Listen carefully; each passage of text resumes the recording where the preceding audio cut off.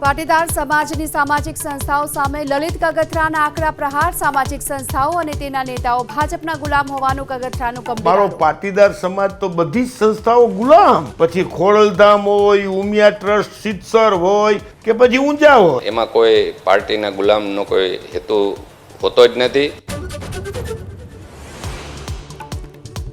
રાજકોટ મનપામાં ભ્રષ્ટાચારની ખુદ ભાજપના નેતાએ જ ખોલી પોલ. ડિમોલિશન ચા પાણી નાસ્તાના બિલને લઈ મોટો ઘટસ્ફોટ. ખોટા બિલ રજૂ કરી રોકડી કર્યાનો અધિકારીઓ પર આરોપ.